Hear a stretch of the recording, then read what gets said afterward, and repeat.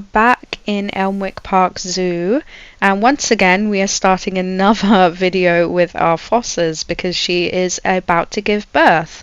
So the two females that we had in here from her last litter have grown up.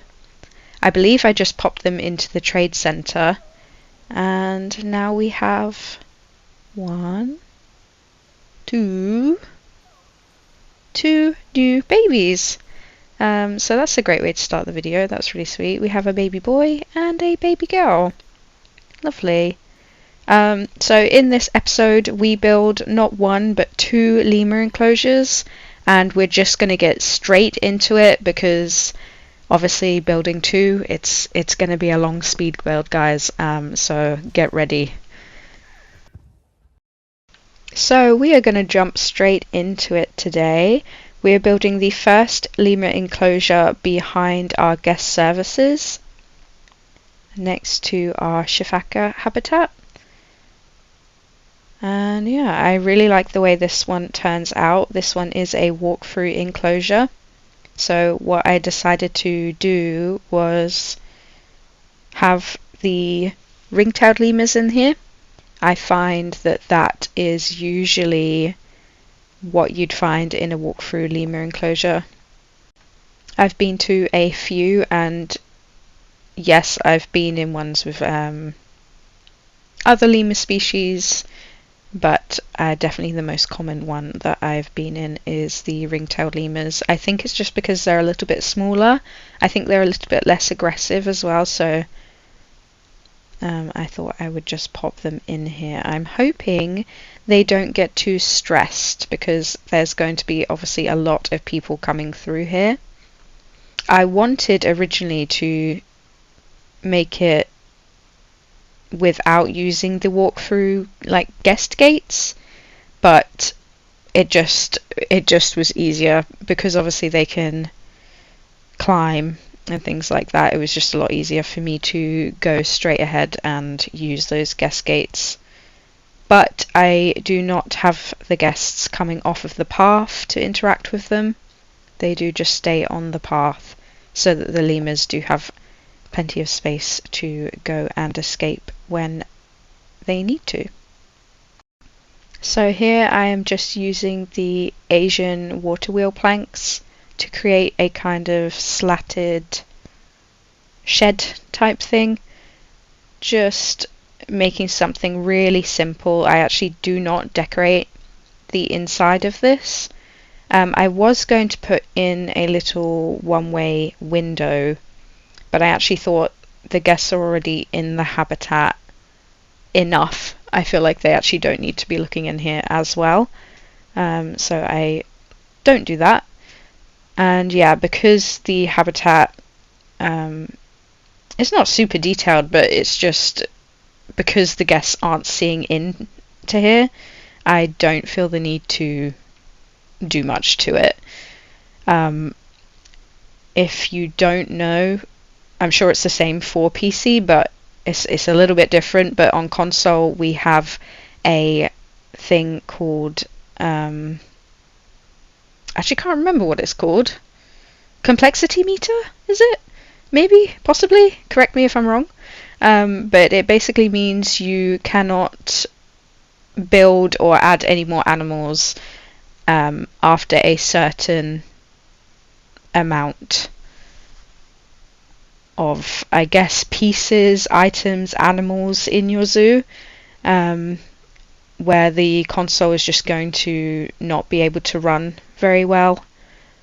Luckily we have not obviously had that problem yet because our zoo is probably around, I think, 20%, but it's still quite high for, I think we only have like 6 enclosures. So I think I do show you guys the zoo complexity meter a little bit later on in the video, just because I was obviously curious myself. And as much as I wanted to do a bunch of sections in this zoo, I actually think we might have to make it a more continent-based zoo, so maybe just like an African Zoo would be fun. But let me know. I really don't want to run out of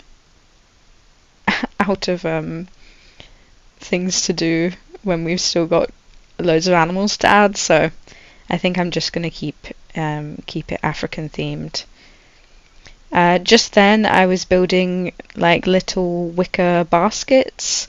I've seen these on a YouTube video on PC. Someone had them, downloaded them from the workshop on PC, and I just thought they looked so cute, so I attempted to build my own. I have no idea who the original creator is, who had originally kind of thought of this idea and built them, but whoever did, like, a genius idea. They're perfect, and I thought they'd actually work really well in the lemur enclosures because these lemurs are quite small. They can actually use them, so that's a plus. And if you would obviously like these put up on the workshop, I can do that for you as well. But I just thought they looked really sweet. I'm just adding them in now, just at different heights. They're not perfect, but you know, they'll do. I think they look quite cool. So I'm just adding in the enrichment, kind of deciding where I want things to go, just so I can plan out the rest of the enclosure. I'm actually do not mind people viewing them. As you can see, I've kind of left that cage bit open at the front there, because I do not mind the guests standing there. The path's kind of wide enough for guests to stand there and look in if they do not want to go into the enclosure. But everywhere else I've kind of blocked off because I just don't want to cause congestion on the paths, ideally. So yeah, we're just having a little play around with the top just to make sure this is all enclosed so that they do not escape. Honestly, this was really easy, just to copy and paste obviously the walls, edit them where needed. It was just really quick and easy to do it like that. So that is what I did. I actually have some news whilst I'm doing this voiceover. I have recorded a phasmophobia video that I'm hoping to upload next week at some point. I'm very excited for that to go up. Obviously, if it's not your thing, don't worry about it, but it was definitely fun to play and to film, so if you enjoy that game, that will be out in a couple of days actually. So, and I also do not play alone. So you'll have to wait and see who I play with, but it was really fun. So hopefully there will be more on the channel. Here I am just editing the guest gates just to make it look a little bit nicer than obviously just chain link fence going all the way through them. And I kind of just created what you'd usually see in a walkthrough area, like kind of like a little airlock system. It's not perfect, but you're not actually really going to see it or see inside it too much, so I think the pathing in this game, oh, it was a struggle, but I think we do get there eventually. I actually cover up the pathing in the enclosure, so you can't see any of it. I think I need to go back and just move like the bins and donation bins a little bit, but yeah, I do actually cover this path up because it just doesn't look great. Here's a little tip: because this I could not merge and like duplicate it, I actually just created a blueprint so I could just copy and paste it like that instead. Sometimes when there's a lot of pieces and you have to move them all individually just to like copy and paste something, I just find it easier to actually just create a blueprint of it. So here I was just popping in the lemurs, just seeing if they could escape. And luckily they cannot. And now we're going to build some custom climbing for them. So I keep stuff pretty simple. I wanted it to look very man-made in here. So this does take me a little time to work out. I'm actually not the best when it comes to perspectives. I don't know why. As soon as anything goes into the air in Planet Zoo, my mind just, I'm like, I don't understand what I've done. Like, I can't work out my perspective at all. As you can see, this is this is all over the place. I actually leave it until I put something in that side to kind of have something to link those up to. But I'm definitely glad I did it. Here I'm just working on a little like rope and plank bridge. I think it actually comes out quite cute, and they do use this, so that's a plus. But yeah, they can actually climb across this. I didn't really think about making it super even. I just don't think it overly matters. So I'm really sorry if like symmetry's a big thing for you, and I'm just over here not doing that. But I think it makes it a little bit more realistic, maybe. So I'm just seeing what else I can kind of add this side. I also then thought maybe they'd want somewhere to hide, so I do pop up this wall here, just so if they are stressed they can kind of run somewhere else. Just wanted plenty of little hiding spots for them. Now I was just going through all of the trees that were appropriate for this habitat, and because of the height problem, it actually wasn't many of them. I do think I leave in the clips of me deciding what trees to use other than that side. Over this side I have a big problem with it because everything's just too tall.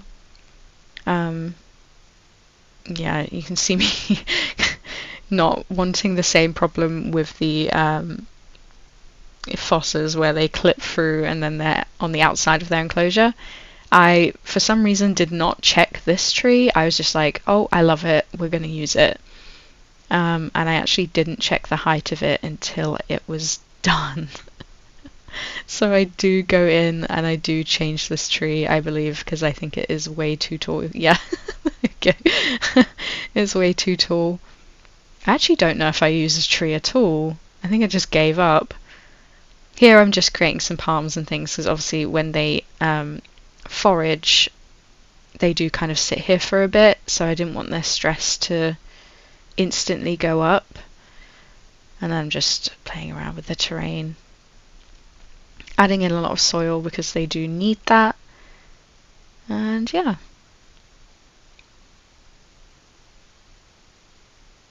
I can't remember, do I add a tree? I wish I could remember. This feels like a lifetime ago.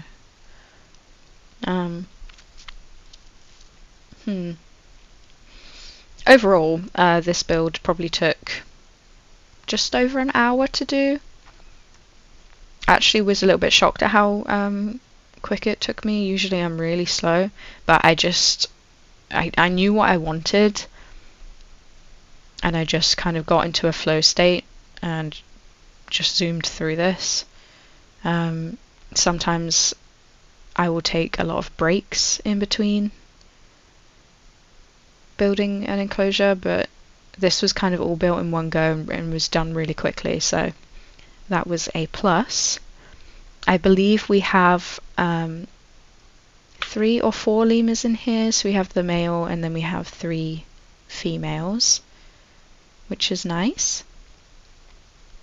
I think I just duplicate this, yeah, and then start moving the slats. It's not perfect, but it will do. I don't think it's super noticeable, especially when I put some vines up over the top as well.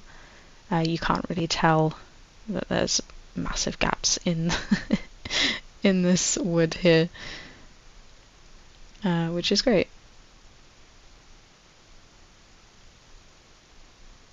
I just kind of cover this in it, and there. We have these beautiful lemurs. This was a really, really fun build. I will show you the end results a little bit better, but they seem really happy in here. They can get stressed going on the path between both sections, but other than that, I think because of these temple bricks, they actually just haven't overly gotten stressed, and when they do get stressed, it recovers really, really quickly, which is really nice. I really thought these were the ones that were going to be the most stressed, and it actually turns out the other enclosure becomes the problem. So, yeah. So let's get to know a little bit about our ring-tailed lemurs. They are obviously one of the most recognizable lemur species, and they are native only to the island of Madagascar. In the wild, they live about 16 to 20 years, and in captivity, they can exceed 25 years. They usually weigh between 2 to 3.5 kilos, so they are a slightly smaller lemur species. And their black and white striped tail has 13 alternating rings. Male ring lemurs have scent glands on their wrists and shoulders, and they rub the scent onto their tails and wave their tails at rivals. The stronger the scent often determines dominance without physical fighting. They live in dry forests, scrublands, and rocky canyons. Unlike many lemurs, they spend a lot of time on the ground instead of only in trees. And ring-tailed lemurs are omnivores. They eat fruit, leaves, flowers, bark, sap, and occasionally insects. They live in groups called troops of around 60 of around 6 to 30 individuals. And they are usually female dominant.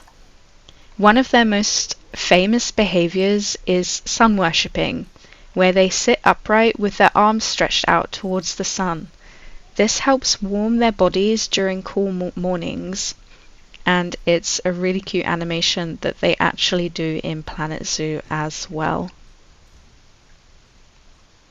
The ring-tailed lemur is classified as endangered, and their wild populations have declined sharply over recent decades. Humans are now the biggest threat, with deforestation, habitat fragmentation, and illegal pet trade. Lemurs are among the oldest primate lineages. Scientists think that their ancestors reached Madagascar from mainland Africa millions of years ago, likely by floating on natural rafts of vegetation. So that is really, really cool. I'm really glad we got to learn a little bit more about them. There's definitely things that I learnt there. And we're going to get right into the next speed build for the other two lemur species. So this habitat is being built next to our staff area opposite the flamingos. And I start out with doing a bit of a natural kind of water barrier. I do end up putting walls up, obviously, but nothing to the extent of the height that they would have needed. I'm pretty sure I just used the temple bricks that we used over in the other enclosure. So I'm just creating a bit of a brick wall here to kind of use around the back of the enclosure, and I kind of wanted to make sure that this little like stream area didn't just look like it popped out of nowhere. So I do go and put some jets in the back there, so it kind of looks like it's being pumped into the system. I should probably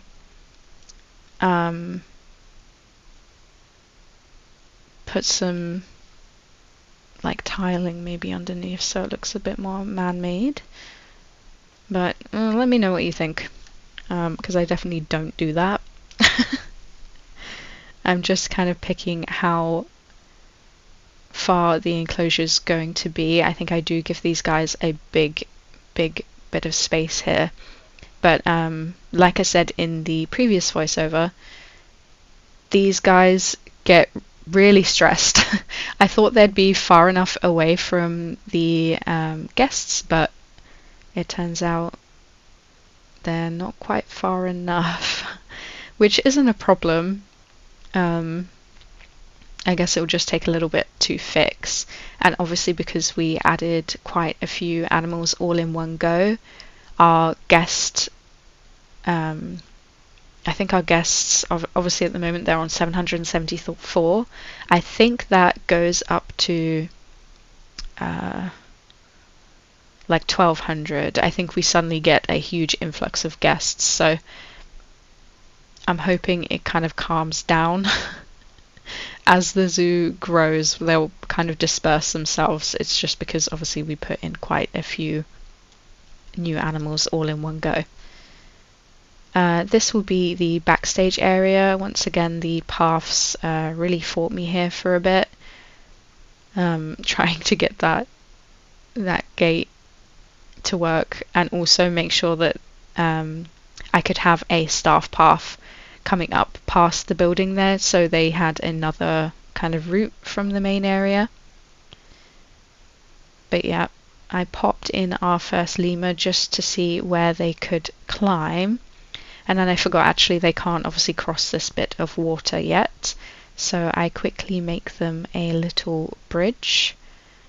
Part of me wonders if maybe I shouldn't have done this one on the floor, but I've done it now, so maybe we'll go back and change it. So I'm just editing the terrain to make them a little bit happier, so we do not get protesters instantly, because these guys are obviously a little bit miserable at the moment. There's no climbing in here, there's no enrichment in here. So I go to pop that all down kind of where I want it, or at least the food enrichment, just because obviously the keeper has to be able to get to those, and I want some of the toy enrichment up on the climbing areas. This is a really exciting build because there's no limits on the height of the trees we can use. We can actually use any height tree that we want, so of course I went for one of the biggest in the game, but I actually think it looks really nice, so I'm happy with it. Here I'm just going through everything that we can pop in here, and then I create some climbing based off of, you know, the trees that we have in this enclosure. And they do actually use all of what I put in here. Once again, it is all available for them to use, and they can, I think they can use everything apart from, I put one of the wicker baskets kind of hanging, and there's just no way for them to access it, but I'm pretty sure you could probably change it to make it like they can access it, but I wasn't too bothered about them sitting in that one.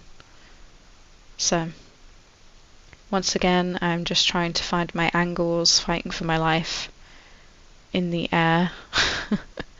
Actually didn't do as bad with this one. I think it's because I didn't have obviously the mesh roof to kind of restrict my camera angles. I was just free in open air. I could just move my camera where I wanted it to be moved to.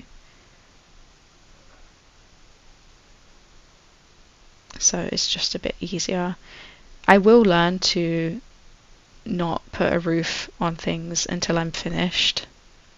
One of these days, that will be the dream, but for now, it's just something I always do. Here I'm just creating a little ladder. I'm pretty sure I put quite a few of these up. around the enclosure. I just think they look really sweet, and they're really easy to make, but they look like quite a bit of effort's gone into making them. I always think they look really nice. So here I'm just popping in some more pods. I was not going to use these, but I just like them too much. I would also just like to take a moment to apologize for the crashing and banging and clanging you can hear in the background. My neighbour is having work done, and for some reason they are just out the front at the moment making as much noise as possible. So yeah, I do apologise that you can hear that going on in the background. I unfortunately have no other time to film, so it is going to have to be, it's just going to have to be. We're going to pretend it's background noise. Do you know what? It's construction, right? Because I'm building. We can we can immerse ourselves in the build. But yeah, I do apologise for that. It will not happen in the future, hopefully. So yeah, I'm just using the same. No, because I can actually hear it. I can actually hear it through my noise cancelling headphones. But yeah, we just use the same roof as we do for the ring-tailed lemurs. And once again, I'm not decorating this backstage area. I want it to be there, obviously, but because I do think they need hard shelter actually as well, but because once again the guests are not going to be viewing it, we're not really going to be viewing it, and to keep the object and item count and all of that down, we just don't need to be adding detail where we're not going to need it, you know? Now I think I just go and pop in way more plants and just kind of finish up. This is pretty much done. Yeah,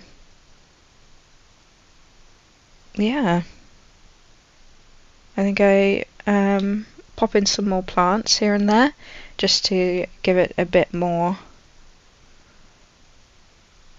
going on. I also wanted to cover up this like keeper entrance from when you view from those little windows over there, so this rhubarb plant was the best thing for that.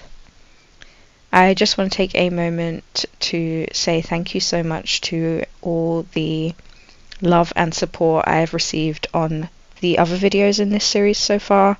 It definitely keeps me motivated to continue building and creating videos for you guys. It's been really fun, and I'm super blessed that there are obviously that many people watching my videos and liking my videos, but also the fact that I get to interact with you every week in the comments is super nice. I really enjoy that, so thank you guys so much.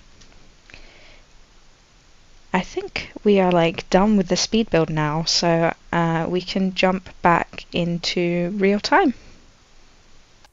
But before we do that, actually, we need to learn about these lemurs. So the red ruffed lemur is one of the largest and most colourful lemur species. It has thick reddish fur with black markings and a fluffy ruff around its neck. These lemurs live mainly in the rainforest of northeastern Madagascar, especially around Massaoala National Park. Unlike ring-tailed lemurs, red ruffed lemurs spend most of their time high in the forest canopy. They rarely come down to the ground.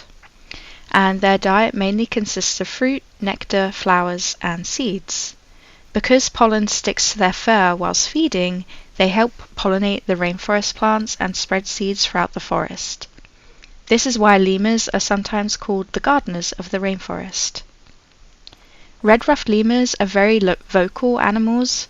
Their loud calls can travel more than a kilometer through dense rainforest, helping groups stay in contact. One unusual fact about ruffed lemurs is that females build nests for their babies. They can also give birth to litters of 2 to 6 infants, which is really rare among primates. Let's not forget about our black and white ruffed lemurs as well. This species is closely related to the red ruffed lemur, but has striking black and white fur patterns instead of red fur, and each individual has slightly different markings. Black and white ruffed lemurs also live in Madagascar's eastern rainforests and spend most of their lives in trees. Like the red ruffed lemur, they mainly eat fruit along with leaves, flowers, nectars, and seeds. These lemurs are known for extremely loud vocalizations, including roars, barks, and alarm calls. Their powerful hind legs allow them to leap long distances between trees. Sadly, both red ruffed lemurs and black and white ruffed lemurs are considered critically endangered due to logging, hunting, and habitat destruction. So we are super lucky to have them in our zoos, and hopefully we can have lots and lots of babies and release these guys into the wild. As you saw, our first red ruffed lemur actually had 4 babies, which is the max that they can have in game. So that's really, really exciting, and I can't wait to have loads and loads of these guys running around in this enclosure. And that is it for this episode, guys. We are just in with our ring-tailed lemurs whilst we end. In the next episode, we will be saying goodbye to Madagascar. We'll have a little zoo tour. Off camera, I'm just going to tidy some areas up and just complete everything. And then in the next video, we will just do a lot of management and a little tour of what we have so far. So thank you guys for watching, and I'll see you in the next one. Bye.